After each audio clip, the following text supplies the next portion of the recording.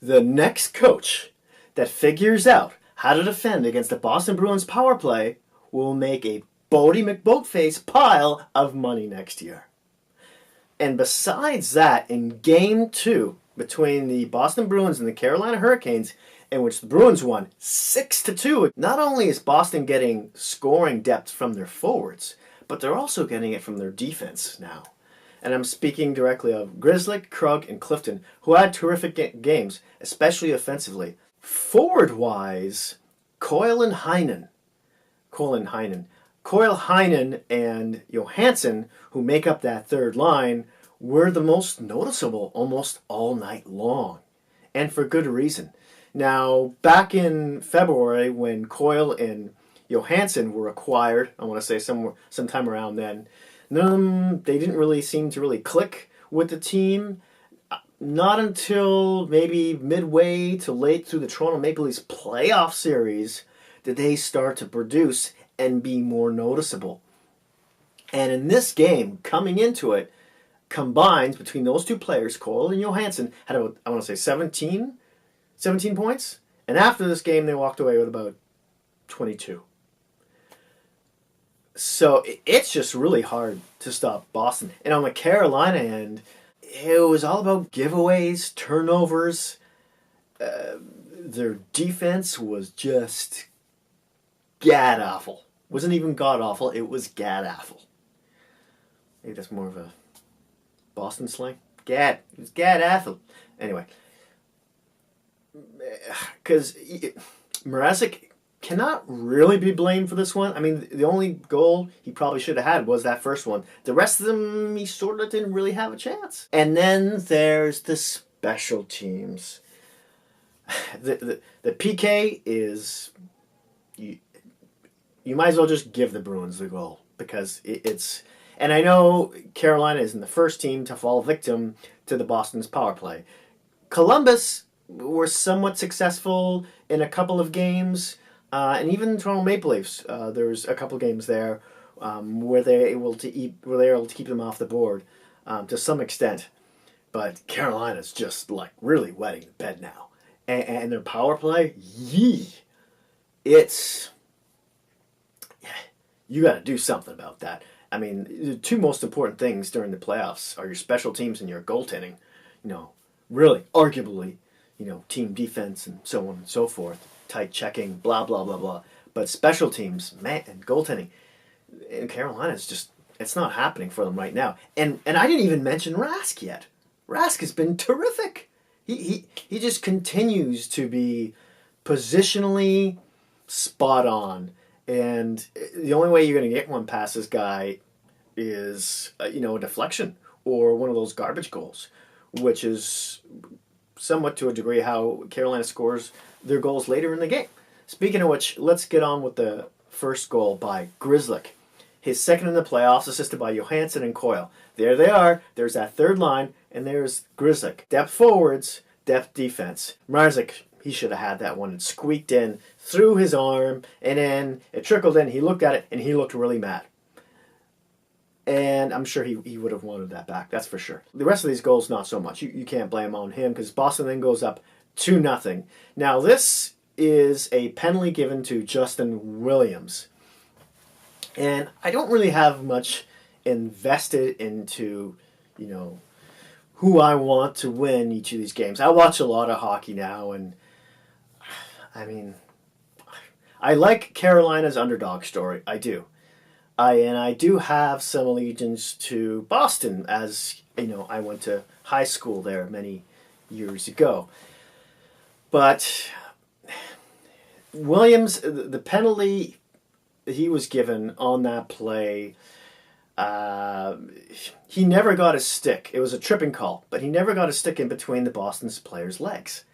And he just pressured him off the puck.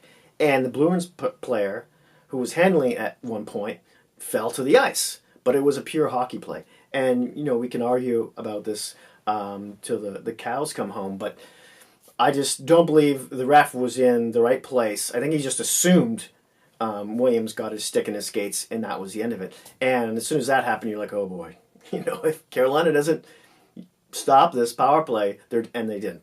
and DeBrusk scores. He gets his third, assisted by Pasternak and Krug, another assist for a defenseman there. And then the second period comes on, and it's turnover wonderland for the Hurricanes. Clifton makes it 3-0. He gets his first goal of the playoffs, assisted by Johansson. His second point of the night, and Heinen. There's that third line again.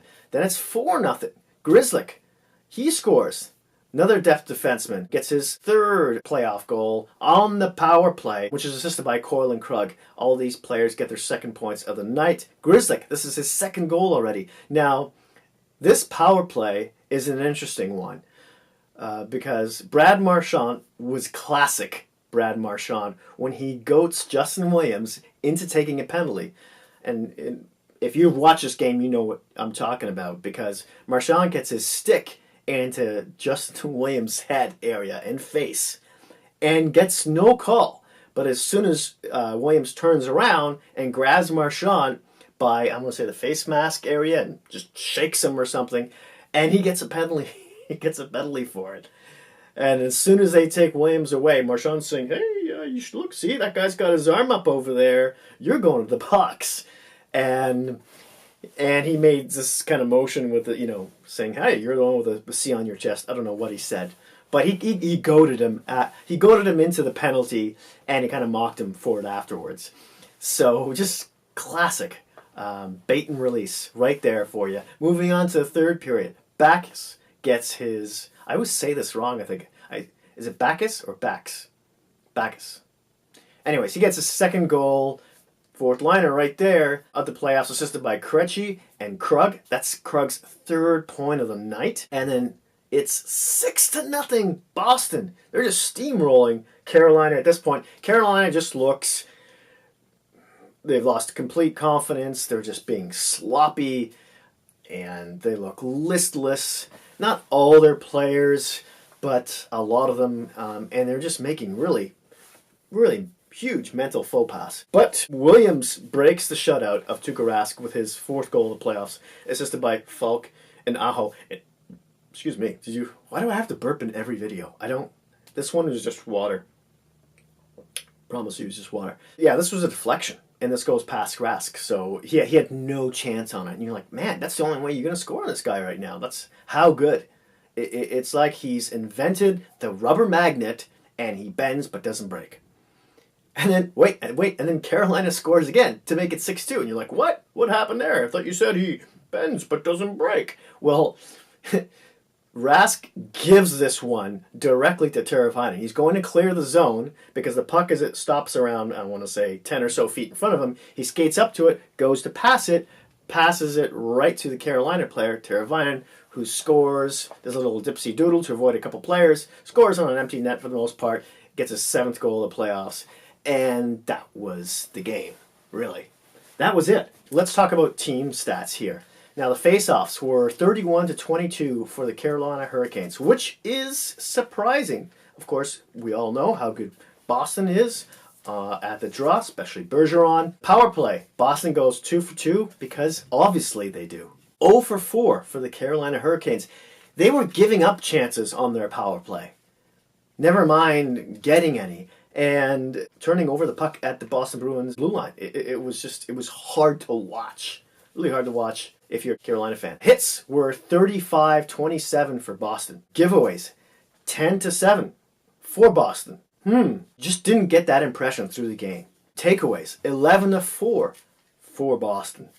There you have it. Block shots, 10-7 for Boston. Let's talk about shots. First period, 11-6 for the Bruins. Second period, 11-10 for the Hurricanes. Third period, 6-4 for the Hurricanes.